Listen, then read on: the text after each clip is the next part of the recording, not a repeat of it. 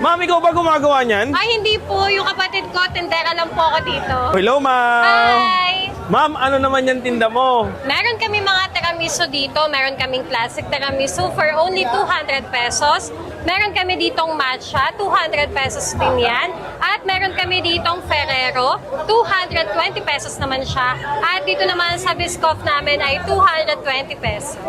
Pinaka-bestseller po talaga namin ay itong classic tiramisu. Yan. Ang kapal pala, ma'am, no? Ano yung nasa gitna, ma'am? Sulit na sulit yan. Mascarpone cheese ang gamit dyan. Ang tawag dito sa ibabaw? Ito naman, cocoa powder. Coffee nito, talagang Arabica beans. Ah, may, Kaya talagang may kape sobrang- pala to, ma'am. Oo, may coffee to.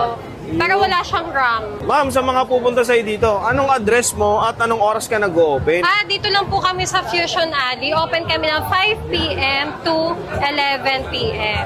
Just in case, ma'am, gusto ko bumili ng isang ganyang kalaki. Pwede. Pwede kayo mag-message sa Facebook page namin, Brew and Sip. Ma'am, ikaw ba gumagawa niyan? Ay, hindi po. Yung kapatid ko, tindera lang po ako dito. Hulaan ko kung sino kapatid mo. Sino?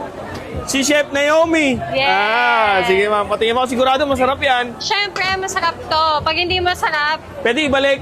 lapitan nyo siya. Thank you, ma'am. Tikman ko na to. Thank you. Enjoy po. So guys, ito na tiramisu. Ito yung trending na tiramisu. Ang dami nagtitinda. Pero titikman natin yung gawa ni Miss Naomi. O yun, kasama nating vlogger. Yung kaibigan natin yan. Isa siyang chef. So, sigurado masarap to. So, yung ganitong serving niya is 200 pesos. Napaka, sabi nga ni Madam, 3x3 yung sukat. So, tikman natin. Napaka, ano niya, ang kapal, oh. May layer siya. Imported daw lahat ng ginamit dito. So, ayan.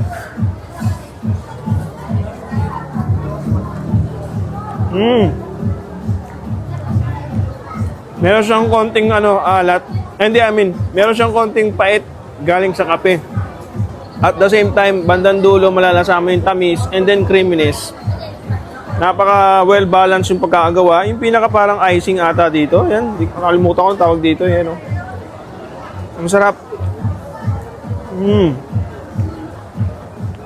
Ayan. Ang lambot.